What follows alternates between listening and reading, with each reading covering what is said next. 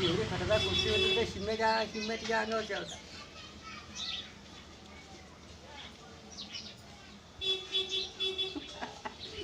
तिच्या कानाला उंदीर समजली होती का